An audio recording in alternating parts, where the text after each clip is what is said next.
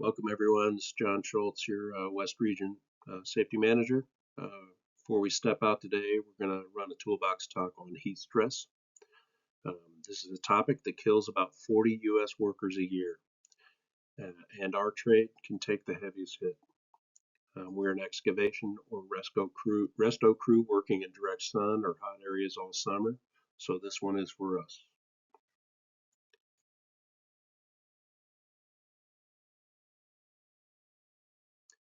So we'll want to look at these numbers. Heat kills more workers than any other weather hazard combined. Roughly 40 worker deaths every year from heat alone, about 28,000 hot weather injuries, and that's almost certainly an undercount because heat rarely gets logged as the cause. The one I want you to remember is the third stat. Half to 70% of heat deaths happen in a worker's first days on the job, before the body has adapted. If you're new this week or you've been off a week or more, you are in the high risk bucket, whether you feel like it or not. In construction, especially, excavation sits right at the top of OSHA's target list.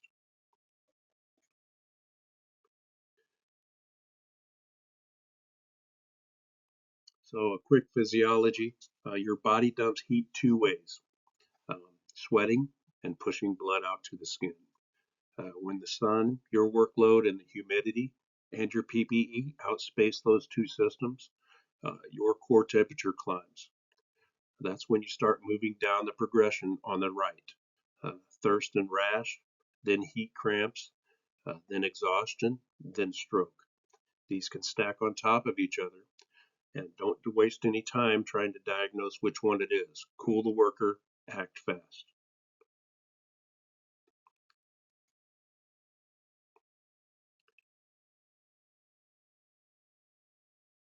So why does trench work multiply heat risk? Um, why are we hit the hardest? Uh, Four reasons. One, open trenches kill airflow at the working face. No wind means sweat can't evaporate, and evaporation is your main cooling mechanism. Uh, Two, dirt, asphalt, idling equipment radiate heat back at you. Full sun can add 13 degrees to the effective heat index. Three, hard hats, high vis, gloves, long sleeves, they all trap body heat. We can't ditch them, so we have to plan around them. Four, shoveling, lifting, pipe, uh, shoring.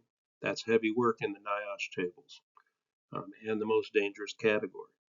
OSHA's revised Heat National Emphasis Program targets excavation specifically.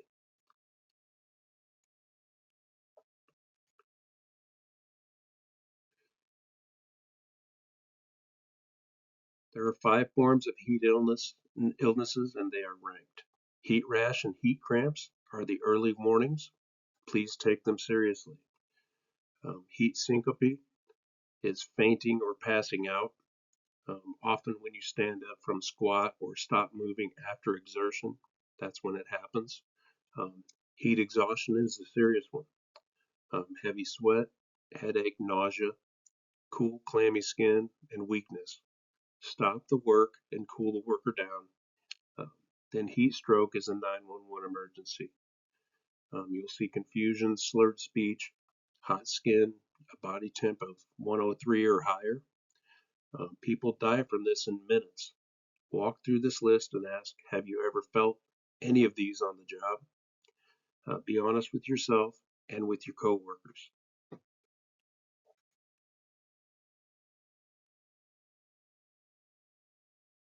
Heat exhaustion, what to look for and what to do. Symptoms, heavy sweat, headache, nausea or vomiting, dizziness, cool clammy skin, a fast, weak pulse, weakness or irritability, and an intense thirst. First aid is 6 steps. Stop the work is number one. Move them to shade or air conditioning, like the cab of the truck, have the air conditioning running. Um, Loosen or pull off the PPE to cool the skin with wet cloths, fans, or mist. Sip cool water, no salt tablets, no alcohol, no caffeine. It has to be cool water. Stay with them and check on them every couple of minutes. If symptoms get worse or last more than an hour, call 911. Remember, untreated heat exhaustion can roll into heat stroke quickly. When in doubt, treat it as the worst case scenario and call 911.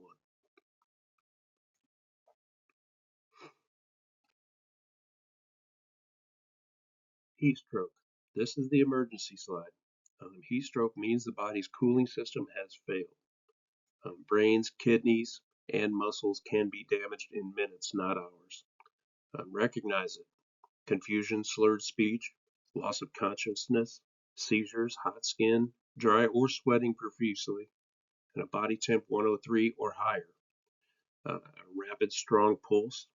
Respond in this order. 1. Call 911 and send someone to flag down EMS to guide them to where they are.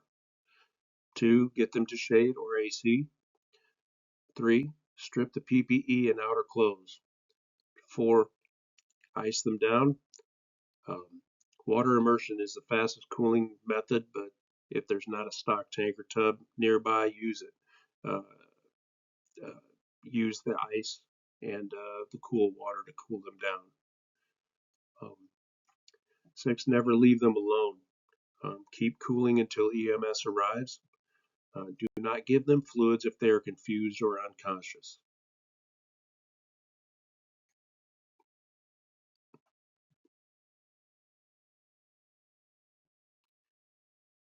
Water, rest, and shade. The big three. These three words are the foundation of every heat program.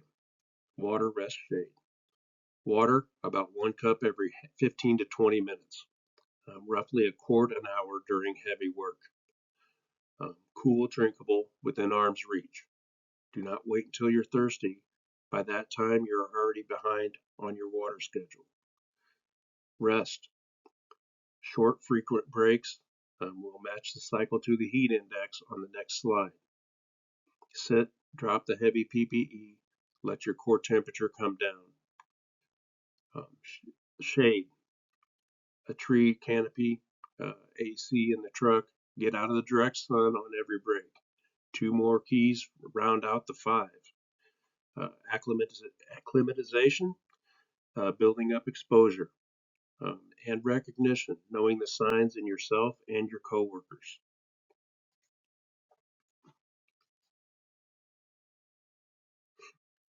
This is the NIOSH 20% rule. Here's how it works for a brand new worker. Day 1, you do no more than 20% of full heat exposure. Day 2, 40%. Day 3, 60. Day 4, 80. Day 5 and on, you can have full exposure. If you've been off the job more than a week, say you're on vacation, you've been sick or injured, you come back as a returning worker, the ramp is a little bit shorter, 50%, then 60, 80 to 100, but you still ramp. Why it matters is because half of all heat deaths happen in the first few days on the job. Your body needs time to build sweat efficiency and circulation. We are not skipping this for anyone, no matter how tough they think they are.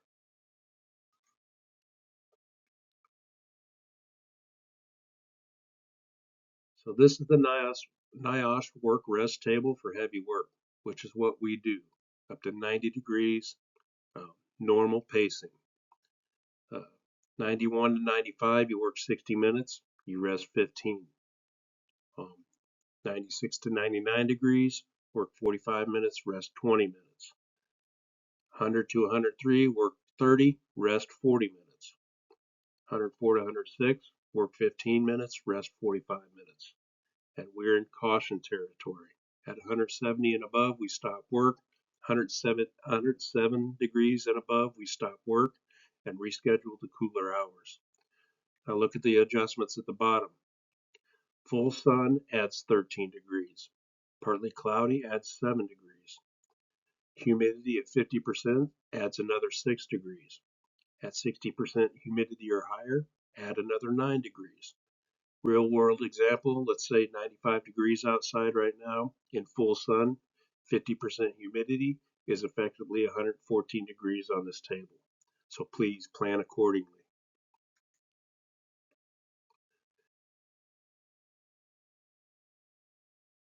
4-step response when somebody goes down. What to do in the first 5 minutes. Stop. Pull them out of the trench or from the resto job and send someone to flag EMS. Guide them into where they are at. Note the time. Cool. Ice water bath is the gold standard if it's available. Otherwise, use ice and wet cloths on the neck, armpits, and groin with a fan moving air across your wet skin. Call. Any confusion, slurred speech, fanning, seizure, or hot, dry skin equals heat stroke. Call 911 immediately. Don't sit on it. Stay. Symptoms change minute by minute, so keep cooling them until EMS takes over and brief them on what you saw. Before every shift, um, the team lead is going to confirm water supply, ice on site, cell signal at the dig and nearest hospital, and the job site address.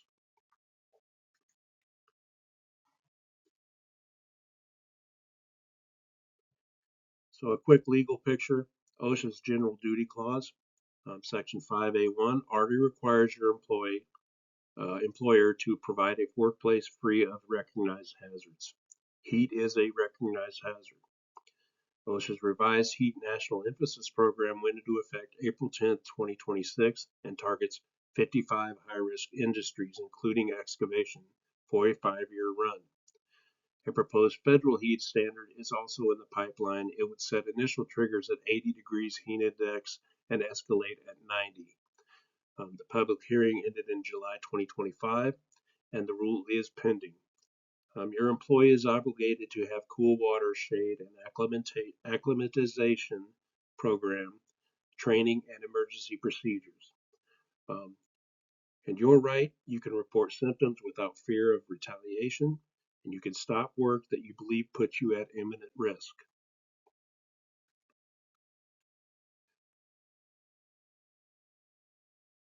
So, 5 commitments to close this out today. Read them with me. 1, drink plenty of water on a schedule, not just when you're thirsty. 2, take every scheduled rest break in the shade or in the truck with the AC running. 3, watch coworkers for confusion, stumbling, or stop sweating. 4, speak up for yourself and anyone else without hesitation. If you're not feeling well, tell somebody. If you see heat stroke, call 911 first and then cool the worker fast. If you have any questions, please contact Jason Myers or myself. We'd be happy to help to have this conversation with you. Um, please make sure you've all signed the Toolbox Talk uh, attendance sheet before you leave. Drink plenty of water before you pick up a tool. And I'm going to turn it over to the GMs for the rest of the meeting. Please stay safe out there. Drink your water. Have a good day. Thank you.